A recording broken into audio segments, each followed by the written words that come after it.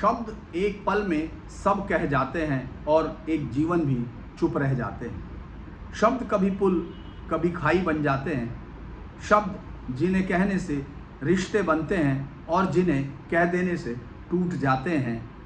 शब्द जो हर बार उतने ही होते हैं पर हर बार कुछ और कहते हैं। नमस्कार। कविताओं और कवि के प्रोग्राम में इस बार धीरेन्द्र डायलॉग पर आप देख रहे हैं एक ऐसा कवि जिसको खुद ही एक बौद्धिक आंदोलन कहा जाता है, जिनकी आपने ऐसा नहीं होता कि आपने उनको कभी सुना ना हो, पढ़ा ना हो, लेकिन उनका नाम आपको हो सकता है कि कई बार नाम सिर्फ आपको नहीं सुना हो, लेकिन अगर मैं पूरा नाम लेता हूँ तो सच्चिदानंद हीरानंद वात्स्यायन अज्ञे हिंदी साहित्य का एक ऐसा प्रयोगवादी नवोन्मेषवादी कवि जिनको नवोन्मेषवादी कहा जाता है। और वो बौद्धिक कवि लेखक एक साथ हैं जिन्होंने कविता, निबंध, डायरी, आलोचना, यात्रा वृत्तांत, लगभग तमाम चीज़ें जो लिखी वो अद्भुत लिखी, एक अलग पहचान के साथ लिखी। हिंदी कविता में तो वो नई कविता आंदोलन के प्रवर्तकों में शामिल होते हैं और उनकी भाषा शैली तीनों अलग तरीके से आपको दिखाई देगी। उनमें संवेदना अलग है। मैं उनके बारे में बहुत सारे उनके काव्य संग्रह हैं, हरी घास पर क्षण भर, इरित्रिय, बावरा अहेरी और आंगन के पार द्वार। हालांकि उनके अलग अलग चीज़ें, लेकिन मैं अगर उनकी भाषा के तौर पर बात करूं तो वो पहले दृष्टि में आपको ज़रूर ऐसा लगेगा, क्योंकि वो बहुत ही ज़्यादा मतलब जो उनकी भाषा है वो बहुत ही क्लिष्ट शुरू में दिखती है आपको, लेकिन धीरे धीरे अगर आप उसको समझते हैं तो आपको लगेगा कि वो जो संवेदनाएं हैं उनकी स्पष्टता उनकी भाषा में उभर के आती है। सटीक है भाषा, सिर्फ विचार नहीं बल्कि वो हर भाषा के शब्दों को आपके अंदर संवेदनशीलता के साथ छूते हुए दिखते हैं। जैसे मैं उनकी कुछ कविताओं के छोटे टुकड़े और बाद में कुछ कविताएं बड़ी पढ़ूंगा और उनके साथ, जैसे समुद्र कविता से, मैं एक टुकड़ा हूँ उजाले का। उनकी एक कविता है समुद्र। मैं एक टुकड़ा हूँ उजाले का जो छिटक गया है किसी क्षण किसी दीप की डिबरी से। आपको दिखेगा कि किस तरह से छोटा सा शब्द लेकर किस तरह खूबसूरती से रचा। चुप रहो एक रेखा है जो मौन को छूकर एक शब्द बनती है। इस घास के तिनके को बहुत ध्यान से देखो, यह तुम्हें तुम्हारी स्मृति से जोड़ सकता है। उनकी कई सारी कविताएं हैं जो मुझे लगता है कि एक एक दो दो लाइनों में उनको मैं सिर्फ बता रहा हूँ। बाद में कुछ कविताएं हैं जो मुझे पसंद है, मैं उनको पूरा पढ़ने की कोशिश करूँगा। मैं समय हूँ बहता हुआ किन्हीं छाँव में गुम, अपनी ही परछाइयों से डरता हुआ। मैं समय हूँ और मुझसे बचा कौन है। आपको याद आ रहा होगा समय को जब लिखा था राही मासूम रजा ने, किस तरह से जब महाभारत की परिकल्पना की थी तो उसमें जो समय डाला था कि मैं समय हूँ, तो समय सब देखता है वो उनकी कविताओं को है। ये हरी घास पर क्षण भर उनकी कविता है। क्षण भर को रुको इस हरी घास पर देखो, यह तुम्हारे नीचे भी धड़क रही है जैसे मैं। एक नदी के द्वीप उनका उपन्यास नहीं है, ये कविता की भी बात है। प्रतिक्रिया, मैं तुम्हारे द्वीप तक पहुंचना चाहता था मगर नदी हर बार कुछ और बह गई। ये शब्द एक शब्द एक पल में सब कह जाते हैं और एक जीवन भी चुप रह जाते हैं, जिससे मैंने शुरू किया उसी की लाइनें हैं। लेकिन कुछ कविताएं, क्षण भर को रुको इस हरी घास पर देखो, तुम्हारे नीचे भी धड़क रही है जैसे मैं और तुम और यह धूप और यह सुबह और यह पृथ्वी। क्षण भर को रुको इस हरी घास पर, यह तुम्हारी प्रतीक्षा कर रही है। मैं नदी के द्वीप को मैं अभी चूंकि आपके साथ बोला हूँ छोटी सी कविताएं, लेकिन अंधेरे में मैं धीरे धीरे खोलता हूँ अपनी आंखें और पाता हूँ कि मैं अब भी अंधेरे में हूँ। मैं आंखें मीचता हूँ फिर खोलता हूँ और सोचता हूँ क्या यह अंधकार मेरी आंखों में है या बाहर। मैं अपने भीतर टटोलता हूँ उजास की किरणें जो कहीं दब गई हैं, शायद डर से, शायद थक कर, और तब एक धीमा उजाला कहीं भीतर से बाहर की ओर फैलने लगता है। मैं आपको उसका बता, प्रेम एक उनकी कविता है। प्रेम, कोई पूछे क्या है तो उत्तर नहीं आता, कोई कहे यही प्रेम है तो विश्वास नहीं होता। तो जब वह चला गया तो जो रह गया वही प्रेम निकला। प्रेम जो कभी था और जो जब नहीं था तब भी वही था। ये उनकी एक कविता है।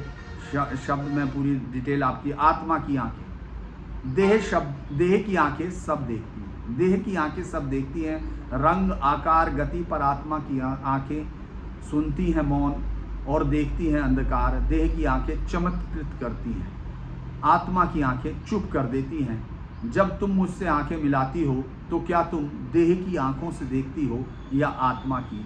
ये उनकी कई सारी कविताएं हैं जिनको मतलब अज्ञेय एक बड़ा आंदोलन कहा जाता है अज्ञेय को, लेकिन मैं उनकी कुछ कविता, एक बहुत ही जो प्यारी कविता मुझे बहुत पसंद है और इसमें आप शब्दों को देखेंगे, एक तरफ आपने भाषा का वो रूप देखा है, दूसरी तरफ आप इसको आम आदमी के साथ जुड़ती हुई भाषा के तौर पर देखिए। वो बोलते हैं बांगर और खादर।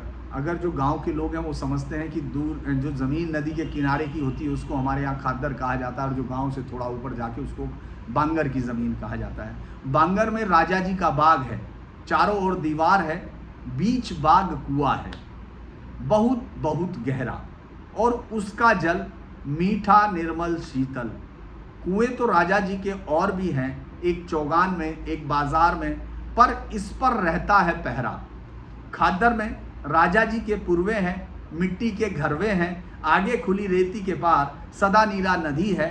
गाँव के गवार उसी में नहाते हैं, कपड़े फींचते हैं, आचमन करते हैं, डांगर भसाते हैं। डांगर जानवरों को कहते हैं, ये फींचते मतलब धोने को कहते हैं। तो डांगर भसाते हैं, उसी से पानी उलीच पहले सराते सिंचाते सींचते हैं। पलेज उसको बोलते हैं जो आप जो खरबूजा तरबूज और ये सब आते हैं, ये सब प्लेज में लगते हैं, वो वहीं उसी को प्लेज कहा जाता है। जो नदी के किनारे की रेत पर बिछी हुई ज़मीन को, अक्सर अब तो गाँव में नहीं होती क्योंकि कहीं भी गाँव में ज़मीन इस तरह छोड़ी नहीं गई, लेकिन वो प्लेज होती थी, तो उसी को इन्होंने इस तरह गाँव के उस गंवार उसी नदी, गाँव के गंवार उसी नदी में नहाते हैं, कपड़े फींचते हैं, आचमन करते हैं, डांगर भसाते हैं, उसी से पानी उलीच पहले चलाते हैं, सींचते हैं, और जो मर जाएं उनकी मिट्टी भी वहीं होनी बदी है। कुएं का पानी राजा जी मंगाते हैं, शौक से पीते हैं।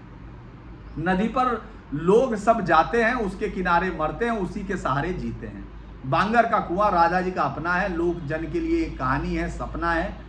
कादर की नदी नहीं किसी की बपोती की, पूर्वे के हर घरवे की, गंगा है अपनी कठौती की। तो ये देखिए आपको कितना खूबसूरत उन्होंने गांव का एक वर्णन है, और जो अंतर है, ताकत का अंतर आपको उसमें साफ दिख रहा होगा कि नदी किस तरह से सबकी है। आप उसमें सब कुछ आचमन भी करते हैं और मर जाते हैं तो वहीं आपकी मिट्टी भी होती है। ये सब उस कविताओं से है। एक देवासुर उन्होंने छोटे छोटे टुकड़ों में कविताएं की थी। ऋषियों की अस्थियों से भी सुरगण केवल अस्त्र ही बना पाए, क्यों नहीं उनसे खाद बनी जो अकाल अनावृष्टि में भी रसा वसुंधरा को फलवती बनाए, लोक जन के काम आए। ये दधीची की हड्डियों का किस तरह से देवताओं ने जो इस्तेमाल किया उनके मुताबिक ये, चूँकि कवियों का एक स्वर आपको मालूम है, कई बार वो आपसे टकराता है, आपको लगता है कि वो विचारदास है, लेकिन आप शब्दों का एक ये देखिए कि किस तरह से वो चीज़ों में ढालते हैं, पूरी दुनिया को देखते हैं। असुर सदैव बली रहेंगे क्योंकि सुर तो केवल किसी के भरोसे हैं, रित पर ही सही निर्भर है। रित सत्य को कहा जाता है, या अलग रित एक शब्द है जिस पर वैदिक लिटरेचर में सबसे बड़ी चर्चा रित की होती है। रित को बाद में हम लोगों के वो मान लिया गया कि वो सत्य के करीब है, या जो एक जो भी मर्यादा है उसको रित के तौर पर देखा गया है। तो वो कहते हैं असुर सदैव बली रहेंगे क्योंकि सुर तो केवल किसी के भरोसे हैं, रित पर सही निर्भर है, और असुर दुर्भी में लगे सही। दुर्भी मतलब जो गलत संधियाँ होती हैं, वो अवैध मतलब जो गलत काम होता है उनके लिए जो मिल के काम करते हैं उसको, जो साजिशों का। तो दुर्भी संधि में लगे सही, निरंतर कर्म तत्पर है, यानी कर्म प्राण है। अब इसको आप अपने हिसाब से देखें कि वो किस तरह से कवि देख रहा है। जिस ठंडे सीलन भरे घेरे में लोग ठिठुरते मरते हैं, वह मंदिर की लंबी गीली छाह का है। देवता के घर के कारण देवता की धूप उन्हें कभी नहीं मिलती। ये अज्ञेय की एक कविता का हिस्सा है। कभी कभी दिन जो रोज डूबते हैं बीतते हैं कभी कभी, घड़े जो रोज छलकते हैं रीतते हैं भरते हैं कभी कभी। नीति जो वारती है लाखों घड़ी घड़ी, देती है दमड़ी भर दाम कभी कभी। मैं मानता हूँ कि अपने को खूब जानता हूँ, पाता हूँ अपनी ही पहचान कभी कभी। कितनी खूबसूरत आप उस कविता का देखिए। एक लंबी कविता है, छोटी सी, लेकिन मैं उसको ज़रूर पढ़ूंगा क्योंकि उसमें आपको शब्दों का बहुत खूबसूरत खेल मिलेगा।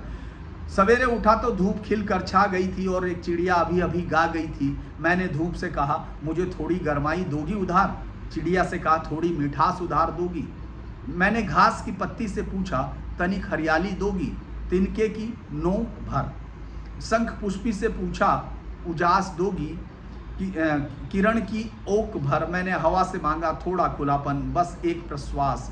लहर से एक रोम की सिरन भर, उल्लास मैंने आकाश से मांगी आँख की झमकी भर। असीमता उधार, सबसे मांगा उधार, सबने दिया, यूँ मैं जिया और जीता हूँ, क्योंकि यही तो सब जीवन, यही तो सब है, तो है जीवन। गरमाई मिठास हरियाली उजाला, गंधवाही मुक्त खुलापन, लोच उल्लास लहलील प्रवाह और बोध भव्य निर्वास निस्सीम का, ये सब उधार पाए हुए द्रव्य हैं। रात के अकेले अंधकार में सपने से जागा, जिससे एक अनदेखे रूप ने पुकार कर मुझसे पूछा था, क्यों जी तुम्हारे इस जीवन के इतने विविध अनुभव हैं, इतने तुम धनी हो, सो तुम मुझे दोगे तो थोड़ा प्यार दोगे उधार, जिसे मैं 100 गुने सूद के साथ लौटाऊंगा, और वह भी 100 बार गिन गिन के जब जब मैं आऊँगा। मैंने कहा प्यार उधार, स्वर अचकचाया था क्योंकि मेरे अनुभव से परे था ऐसा व्यवहार। उस अनदेखे अरूप ने कहा हाँ, क्योंकि यही सब चीज़ें तो प्यार है। यह अकेलापन, यह कुलाहट, यह असमंजस, अचकचाहट, आत्र अनुभव, यह खोज, यह द्वैत, यह असहाय विरह व्यवस्था, वह यह अंधकार में जाग कर सहसा पहचानना कि जो मेरा है वही ममेतर है। जो यह जो सब तुम्हारे पास है, थोड़ा मुझे दे दो उधार एक बार, मुझे जो चरम आवश्यकता है। उसने ये कहा, पर रात के गुप्त अंधेरे में मैं सहमा हुआ चुप रहा, अभी तक मौन हूँ। अनदेखे रूप को उधार देते हुए मैं डरता हूँ, क्या जाने सहयाचक कौन है। तो इसके साथ ही अलग अलग कवियों पर हम लोग बात करेंगे। हो सकता है बहुत सारे कविताओं आपको दुरू लगे उस तरह, लेकिन वो कविताएं भी समय के प्रवाह के साथ हिंदी साहित्य में एक जगह बनाए हुए हैं, उन पर चर्चा होती है। अज्ञे बहुत ही प्यारे कवि हैं, बहुत उनका विस्तृत अनुभव है, मतलब उनका जो साहित्य है वो अनुभव बहुत ही विस्तृत है। लेकिन आज हम इतना ही, आपको और अच्छा लगेगा तो इसको लाइक कीजिए, सब्सक्राइब कीजिए और शेयर कीजिए। नमस्कार।